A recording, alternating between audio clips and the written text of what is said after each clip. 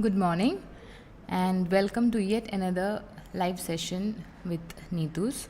This is Anne with you and we are going to discuss today listening Acuity live. Okay. അപ്പോൾ നമ്മൾ കുറച്ച് like last week സെഷൻസിൽ നമ്മൾ ഓരോ sections we are taking separate sections from the listening test papers and we are dealing with different kinds of questions at that point of time നമ്മൾ ആ particular question discuss ചെയ്യുകയാണ്. That is the way we are going, right? So today also we'll be following that same pattern, but yes, different kinds of question. So today what I am going to deal with is I've taken some questions, around 10 questions from section 3 of a test paper, because as you all are aware, if you have been practicing IELTS listening from quite some time, you know it has got 4 sections, and section 1, 2, 3, 4, as it progresses the difficulty level also increases. So previous sessions we had taken a couple of section 1, section 2, section 3 and section 4 also. So continuing with that, keeping continuity, today's what we are dealing is section 3. അപ്പോൾ section 3ൽ നമ്മൾ deal ചെയ്യാൻ പോകുന്ന around 10 questions ആണ് in 3 separate parts. Before we go to the questions, the audio will be played, the audio clip which will display the questions also. അപ്പോൾ നിങ്ങൾ along with the audio clip you can see the questions and you can listen to the audio, try to get the answers and drop them into the comment section, and we will go through them when we discuss the answers along with the audio script. Okay, so that is what we are going to do, and I hope that before getting into the audio piece, let me just check with you that how your practice is going well with all the modules of IELTS, that is writing, speaking, listening and reading. We are conducting a live every day with each module, and so whenever we are conducting a live, I just hope that you join us and you clear your doubts regarding each module, because every session we are solving different types of questions and different types of modules, which will definitely clear your doubts if you have got any minute also. And keep on practicing the listening module also. Like I always say, that is something which is kind of underrated and ignored, thinking that you're gonna get, without practice, a good band.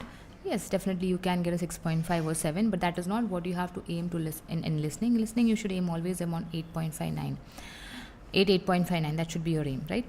So before going to the questions, first we will be going to listening to the audio clip. അപ്പോൾ നമുക്ക് audio ക്ലിപ്പിലേക്ക് പോകാം. Audio clip നിങ്ങൾ കേട്ട് കഴിഞ്ഞിട്ട് we will come to the questions. Okay, so let's go to the audio clip. Now listen to the first part of the discussion and answer questions 21 to 24. We're very pleased to welcome Professor Isaac Knebworth to our tutorial group today. And he's come to share one of his pet passions with us: city traffic and our Western dependence on the motor car. I believe questions are quite welcome throughout. Thank you. Well, I know you're all very familiar with the superhighway here in Melbourne. But do superhighways automatically lead to super wealth, as our politicians would have us believe? I think not. Can you give us an example of what you mean exactly? Sure. Well, by continuing to encourage this dependence on the motor car, we simply create more congestion and more urban sprawl. And you can see that here in Melbourne, right under your nose.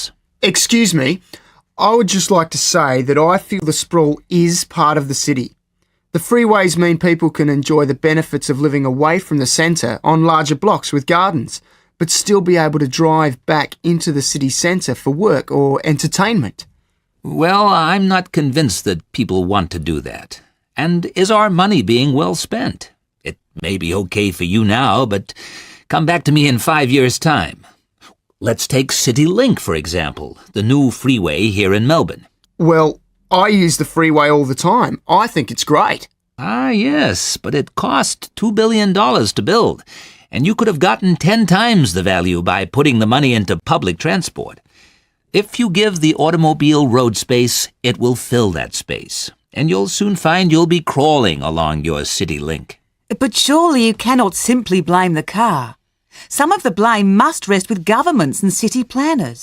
Well, there is an argument, surely, that building good roads is actually beneficial because most new cars these days are highly efficient.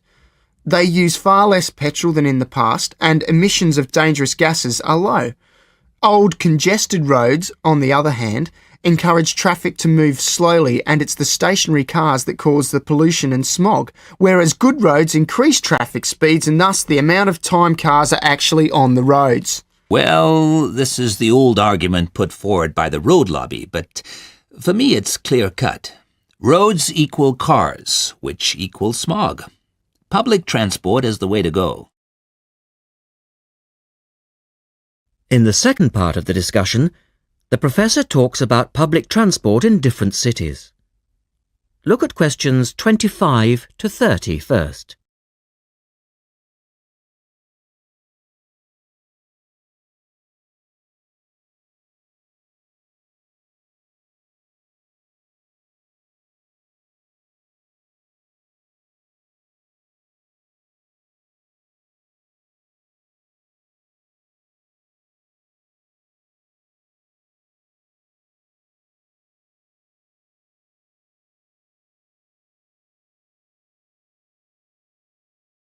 As you listen to the discussion, complete the questions about public transport.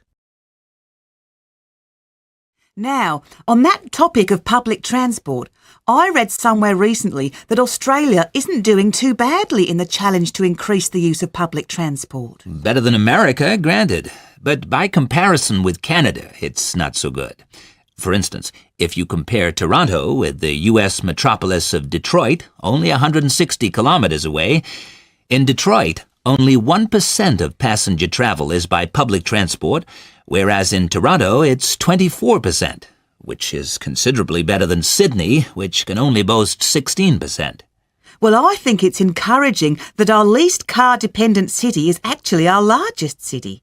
16% of trips being taken on public transport in Sydney isn't too bad. But it's a long way behind Europe. Take both London and Paris, for instance, where 30% of all trips taken are on public transport. Well, they do both have an excellent underground system. And Frankfurt comes in higher still at 32%.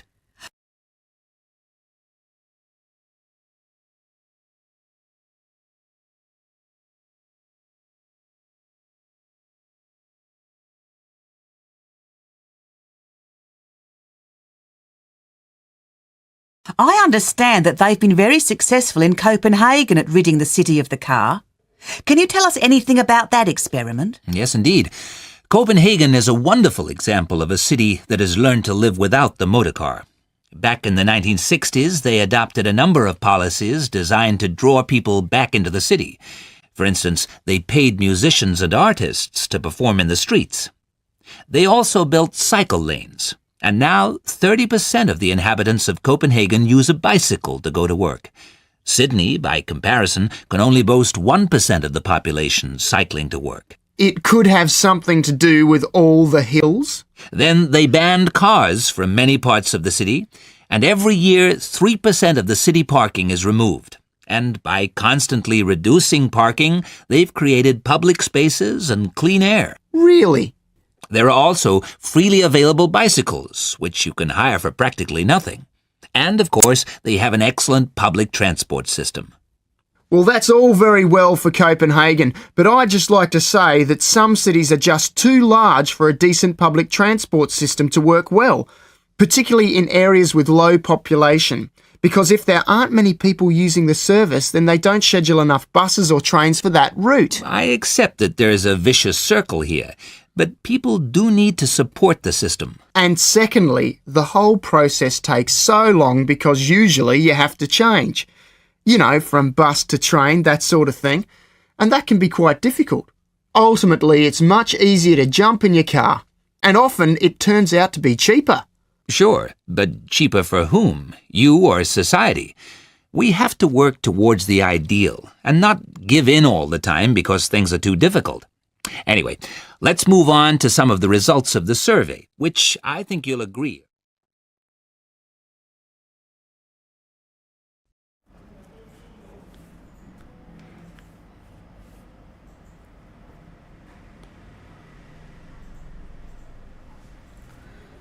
Okay, so that was the audio clip for section 3 questions from 21 to 30.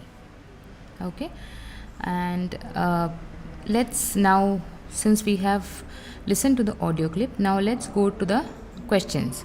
So I think the questions have been divided into 3 parts, like questions 21 to 24, 25 to 26, and then 27 to 4 parts actually, 27, 28 and 29, 30. Okay, and when we look at the questions, you can see that we have got 3 types of questions. 21 to 24 is a multiple choice single answer question, right, wherein 21, 22, 23 and 24 there are 4 statements with options. When you go to 25 to 26, right, which is a diagram label, wherein the diagram is a bar graph. Okay, so they have given a bar graph with some choices, like a kind of names of some cities as a word bank, and then there are 2 labels, 25 and 26, which you have to fill. That is another type of question. And then we have 27 to 28 and 29 to 30. Again, it is a multiple choice questions but multiple answers. നമ്മുടെ ഫസ്റ്റിലുള്ള multiple choice എന്ന് പറയുമ്പം അത് single answers ആണ്. Next multiple choice എന്ന് പറയുന്നത് അത് multiple answers ആണ്, right? So we are going to deal with all these 4 parts, okay, one by one. അപ്പം നമുക്ക് ഫസ്റ്റ് എടുക്കാം ക്വസ്റ്റ്യൻ 21 to 24, അതായത് multiple choice single answer questions ആണ്. Previously also we have done these type of questions in one of the sessions where we have dealt with single answer questions. അതായത് നിങ്ങൾക്ക് specifically, like here it is given, circle the correct letters from between A and A to C. Like there are 3 options given for each statement, right? Every statement there are 3 options, A, B and C. You have to select one out of it, which is the correct one for the statement. Okay, that is. So when you solve multiple choice questions, I have previously mentioned, right, you need to look at this. You have got around 30 seconds to look at the question before the audio plays, right? And that 30 seconds has to be utilized like to the full, right? You cannot go to the audio blank. So you need to know what you are looking for in that particular audio piece. So here, whenever you go for multiple choice question, look for keywords in your options as well as your questions. When you look at the question statement, that helps you to identify where that part of the audio will be beginning with the options. Options le boite you can, in all the 3 options, here 3 options are, 4 options and down.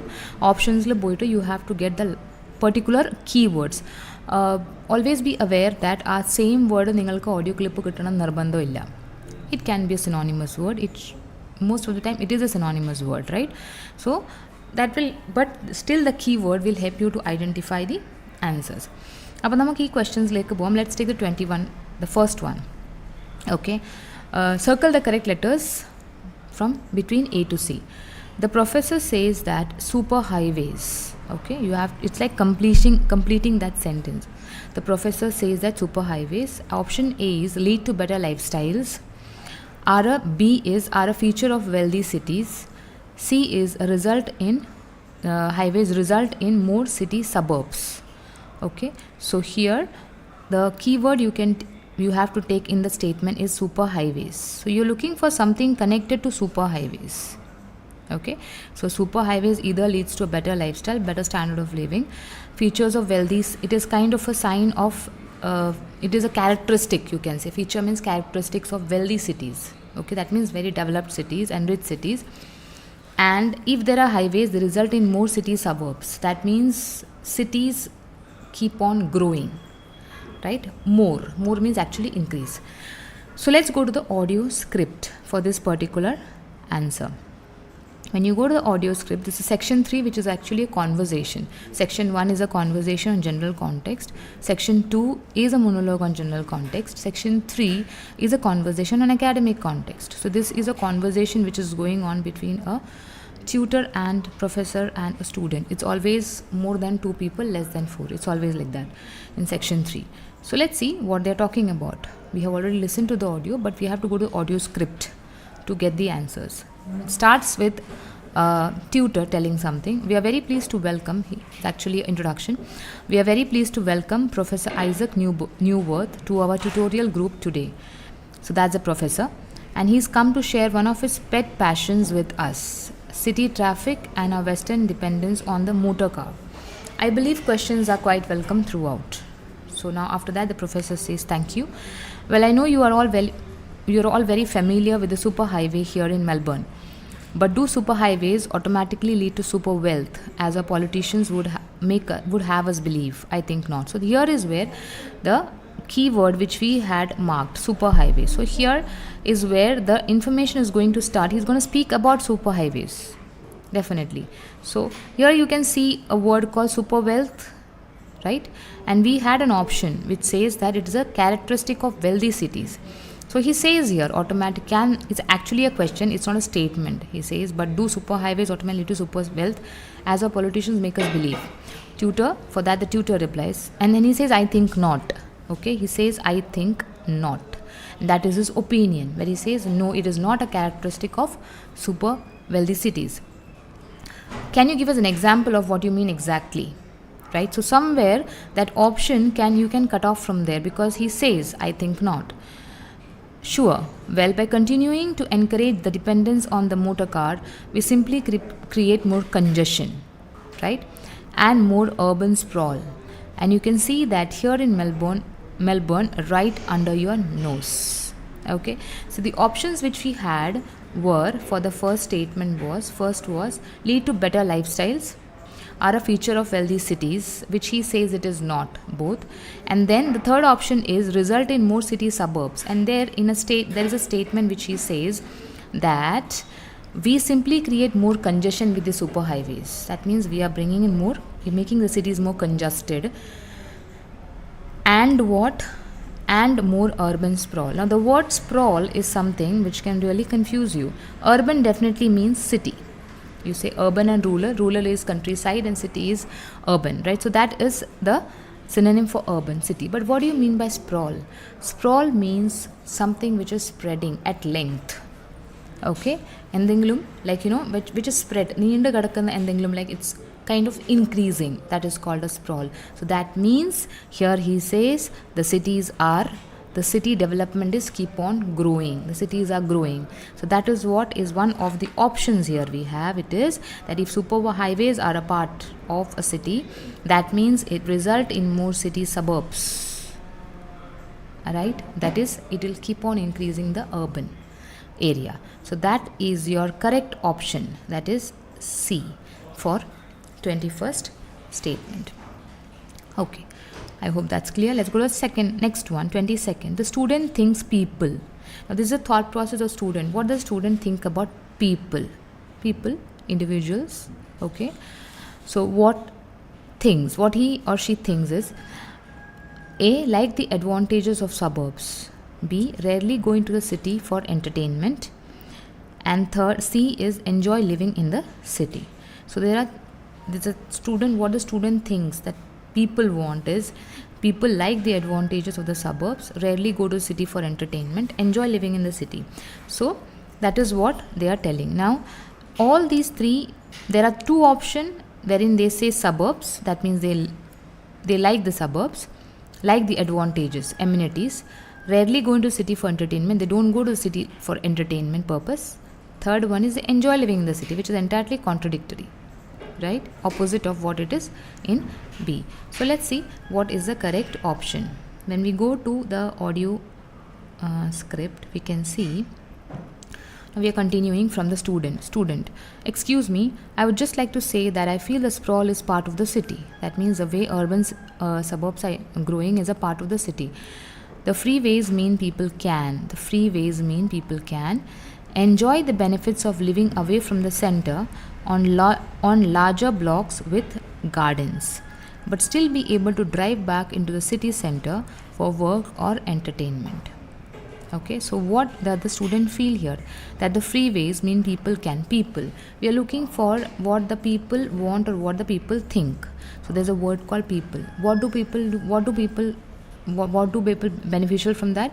They enjoy the benefits of living away from the center on larger blocks with gardens, right? That is what it is there in the option.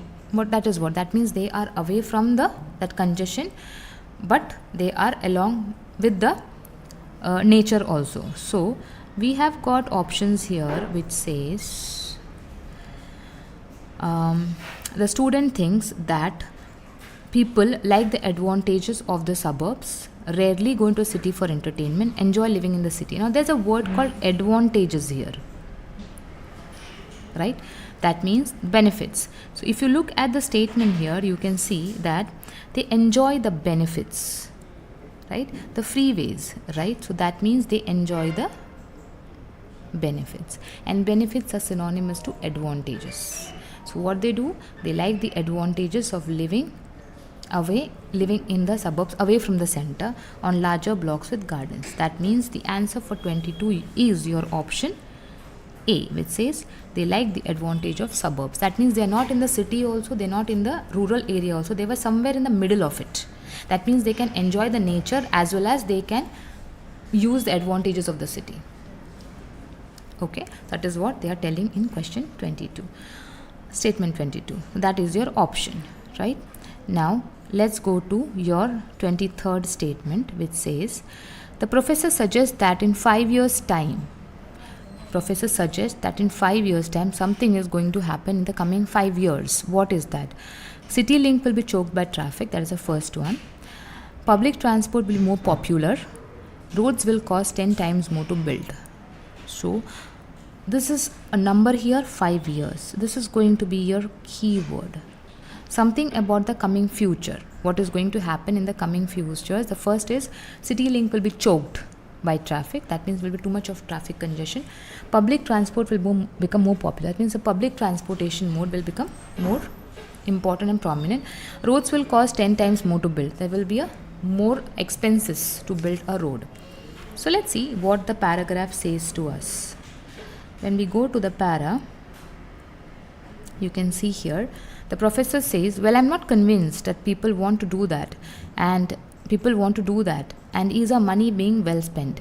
It may be okay for you now, but come back to me in 5 years' time. So he is telling about the 5 years. That number, if you have marked as a keyword, you'll become alert when that number comes. Let's take CityLink for example, the new freeway here in Melbourne.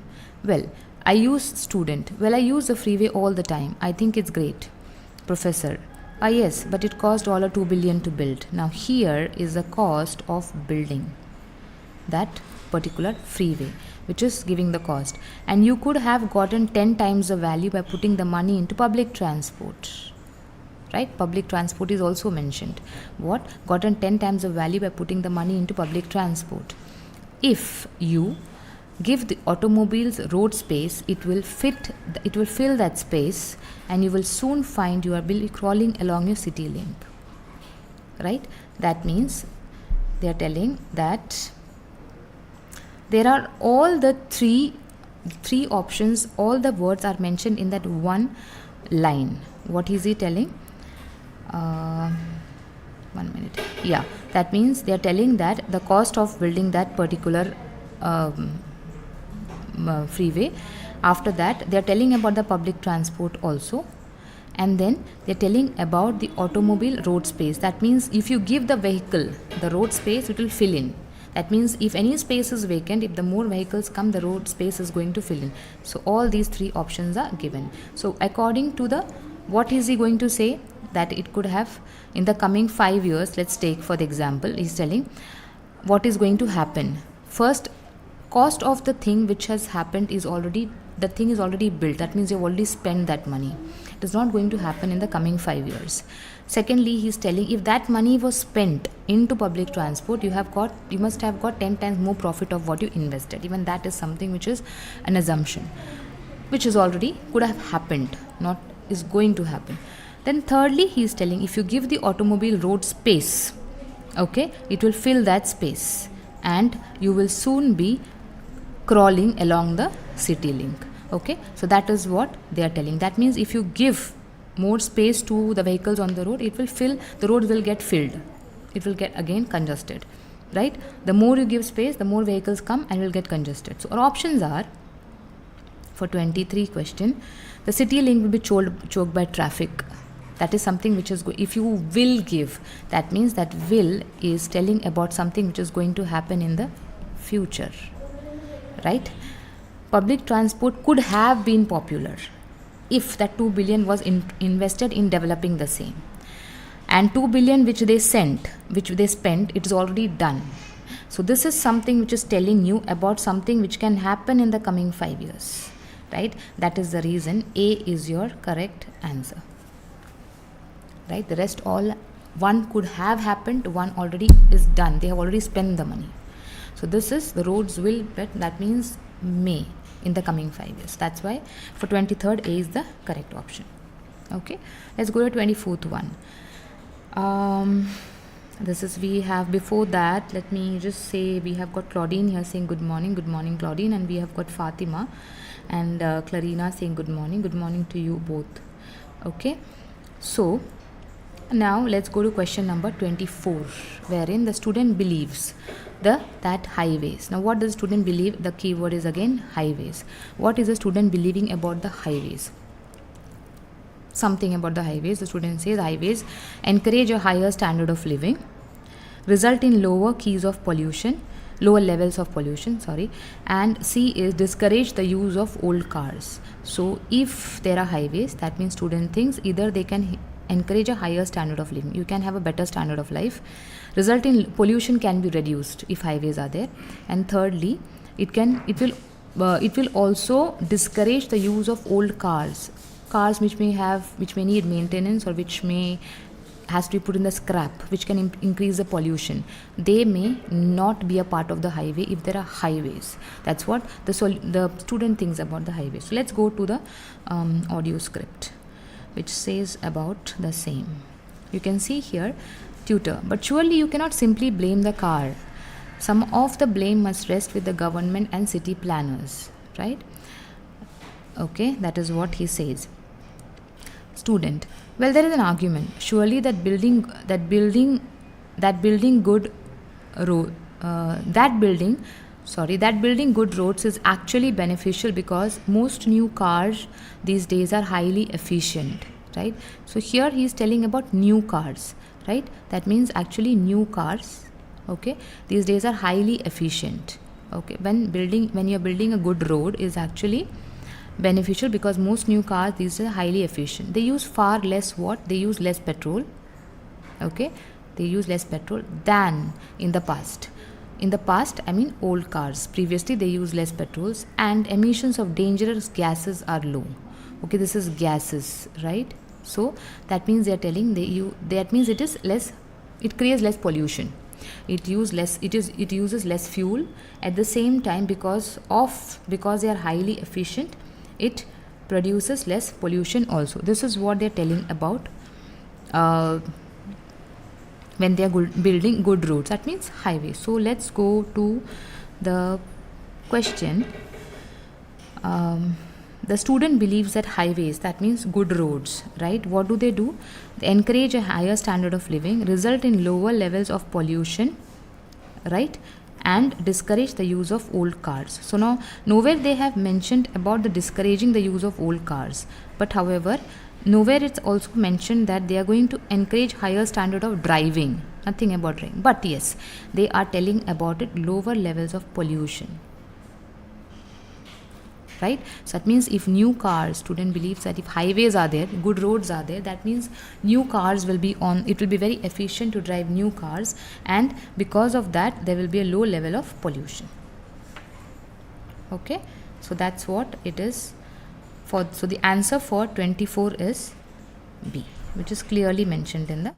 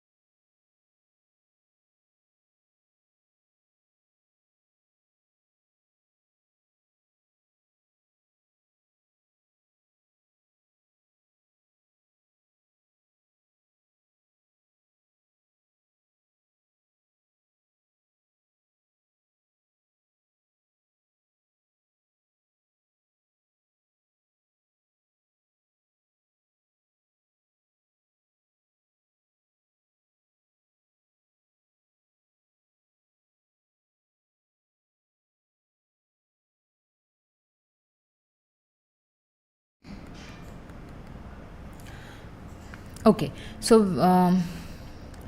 when we had listened to the audio clip at that time, we had seen a bar diagram in that. So there, let's go to that bar diagram. What does it say? The question says label the two bars identified on the graph below. It's a diagram labeling question. And then choose your answers from the box and write them next to questions 25 and 26. Right?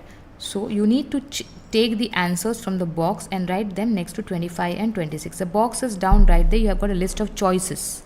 Right? And the list of choices are the names of some cities like Copenhagen, Sydney, Toronto, Frankfurt, Detroit, Paris, Melbourne and London. So out of these, you have to choose one for 25 and one for 26. The bar diagram shows 5 bars with some numbers on percentage of people using public transport by capital city. So let's see what is for 25 and 26. Let's go to the audio script for the same.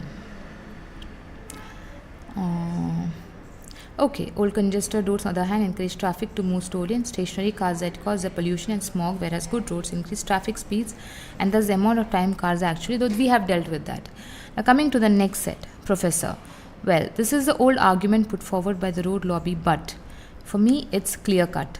Roads equal cars, which equals smog. Public transport is the way to go. So he is arguing that more cars on the road means more pollution. He prefers public transport. Okay, now on that topic of public transport, now they're coming to public transport. I read somewhere recently that Australia isn't doing too badly in the challenge to increase the use of public transport. Professor, better than America, granted, but by comparison with Canada. So see, there are many countries. First they're telling about Australia, then they're telling about America, then they're telling about Canada. So there are 3 countries which are mentioned here, right? Australia, America and Canada. It's not so good. Comparison with Canada, it's not so good. Comparing America and Canada. For instance, if you compare Toronto is mentioned here with the US. Now, if you look at the graph, you'll get around some time to look at the graph. You can see there are a lot of the names mentioned here, right? Copenhagen, Sydney, Toronto. These all names should be, actually these all are keywords and these will be mentioned in a part of the audio. You need to choose which one is for 25 and which one is for 26. When you look at the 25 graph, you can see that the 25 graph, the maroon one, it is ending at number 15%. That is something which you have to note. And 26, which is the brown orangish graph, it can say it is somewhere about 30. Okay, it is crossing 30. So that 2 numbers should be in your mind when you're listening to the audio, because that is going to help you to get because the moment you hear that number will make you decide out of these which cities that particular name is mentioned, right? So here they have already mentioned the countries and then they are coming to the cities. Toronto is already mentioned. The US metropole is Detroit, okay, only 160 kilometers away. In Detroit, only 1% of passenger travel by public transport. And what is the question telling? Percentage of people using public transport. So we are dealing with the people who use public transport by capital city, right? The capital of a particular country, the capital city. So we are dealing with America, we are dealing with Canada and we are dealing with Australia. All these things are your keywords when you go to the audio. So if you compare Toronto with the US metropolis of Detroit, only 160 kilometers away, in Detroit only 1% of passenger travel is by public transport. Whereas Toronto, it's 24%, which is considerably better than Sydney, which can only boast 16%. 16%, which is near to that red maroon bar diagram, which says 15%. Right? So that means your answer for 25 is Sydney, which is boasting around 16% of people using public transportation. Okay, now coming down, well, I think it's encouraging that our least car dependent city is actually our largest city. 16% of trips being taken on public transport in Sydney isn't too bad, right? So 16% of traveling on public transport, again it's repeated. But it's long way behind Europe. Take both London and Paris for instance, where 30% of all trips taken are on public transport. We are looking for something above 30. A graph is showing above 30%, right? So we have a mention of 30%, where specifically they are telling 30% clearly. Well, they do both have an excellent underground system, Professor. And Frankfurt's comes in higher, still at 32%. So there is 30% and there is 32%, and our graph shows it is above 30%. So our answer will be Frankfurt. Okay, so 25 is Sydney and 26 is Frankfurt. That is your correct option. Okay, so I hope that is clear. You write 25 Sydney and 26 you write Frankfurt. Okay, that's diagram labeling. Now let's go to the other last set of questions, which says 27 to 28 and 29 to 30 are both multiple choice questions, multiple answers.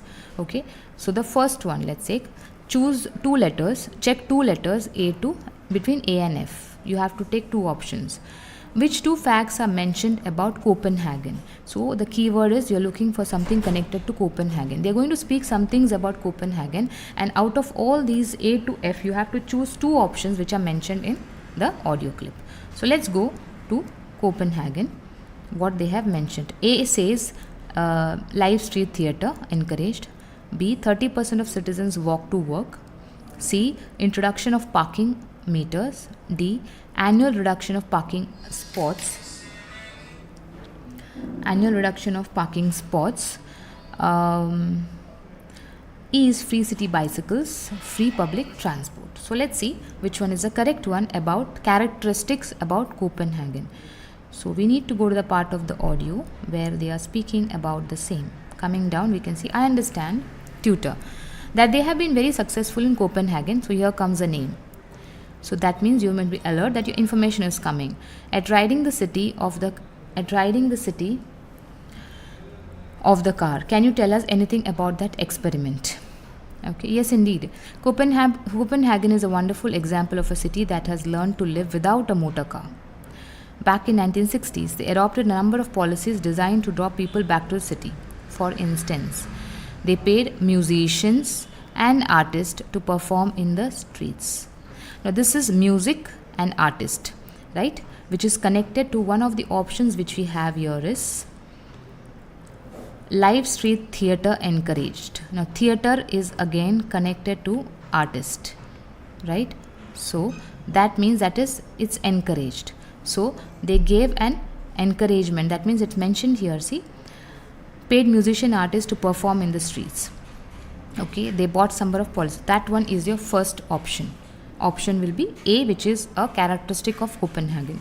They also build cycle lanes, and now 30% of the inhabitants of Copenhagen use a bicycle to go to work. Sydney, by comparison, can only boast 1% of the population cycling to work. So something about cycling they are mentioning here in Copenhagen, and we had got an option here which says that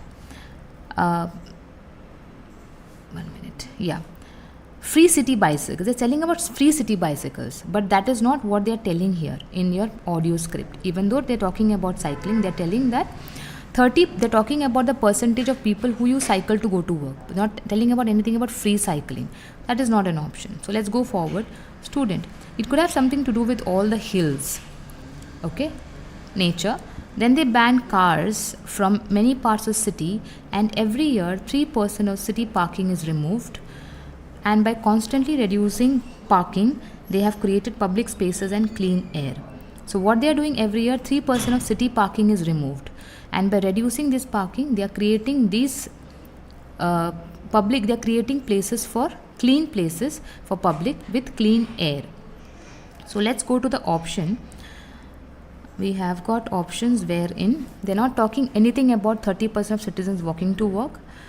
They are telling about annual reduction of parking spots, introduction of parking meters, free city bicycles, they're not talking about, free public transport, they're not talking about, right? But they're talking about something called annual reduction of parking spots. They're telling they're reducing the parking spots and giving it as they're making more public spaces with clean air.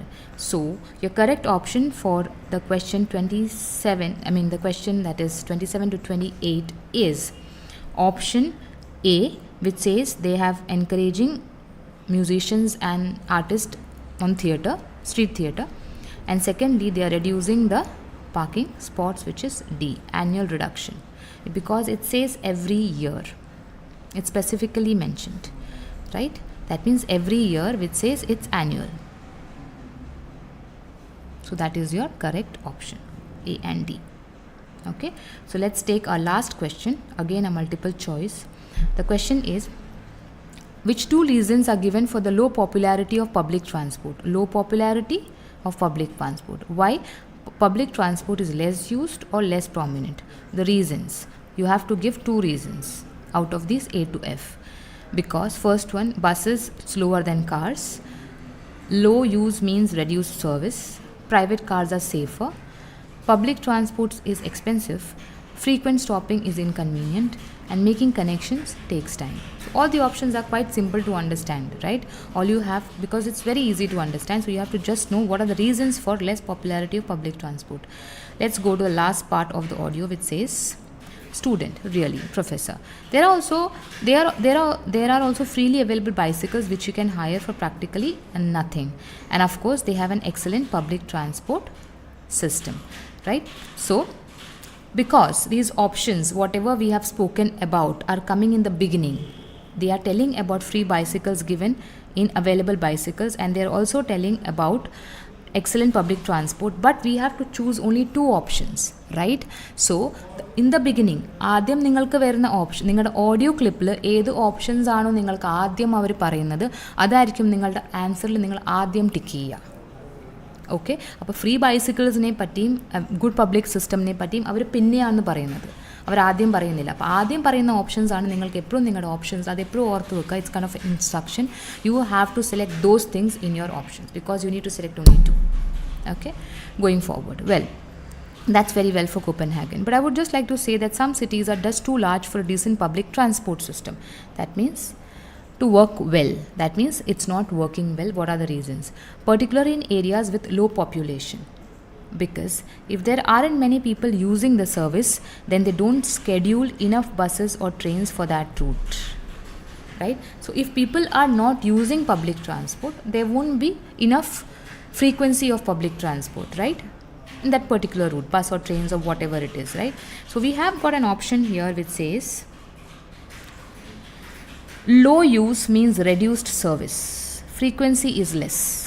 If the people are using less, the frequency will be less.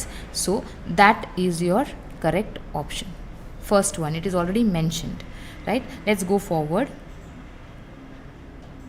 Yes, you can see, I accept that this is a vicious circle here, but people do need to support the system. That means a public transport system. And secondly, firstly they told, secondly, the whole process takes so long because usually you have to change, you know, from bus to train, that sort of thing. Now bus to train, train to bus. That means you come in a bus, then you get down and you catch a train. So that means you're connecting your journey from bus to train. That means you have that sort of thing. So it takes so long because they usually have to change. This process they are telling, it takes so long, right? Then because why? Because there's a connection which you have to take, it takes time, and that can be quite difficult. Ultimately it's much easier to jump in your car, and often it turns out to be cheaper. Now they are telling that it's easier to travel by a car, also it's cheaper, but before that they are giving this option, okay, which is mentioned here. Making connections takes time. From bus to car or train to bus to train or train to bus, it takes it consumes a lot of time. Okay, even though they are telling about other things, these two things are mentioned in your audio clip first. That means your correct options will be B and F for questions 28, 29 to 30. Okay, so that is how multiple choice. Always remember one thing, whatever comes in the audio script first, that will be chosen first in your options. Always remember that thing, right? It will be in that particular order. Then in the end what they are telling is sure, but cheaper for whom? Your society. We have to work towards the ideal and not give in all the time because things are too difficult. Anyways, let's move on to some of the results of the survey. So that is where the audio clip ends. So we have solved today almost 10 questions wherein you have solved multiple choice single answer, multiple choice double answer, and we have taken one diagram label. Right? I hope that you all are clear with the questions we have solved. Right? So I think that is enough for today's session. We are going to meet in the next session with another set of questions. Okay, so I hope that you keep on practicing well with all your modules. Listening also, please do practice different kinds of questions you can take from the practice exercises and keep on practicing. Okay, hope you have a great day. Let's meet for the next session. Goodbye.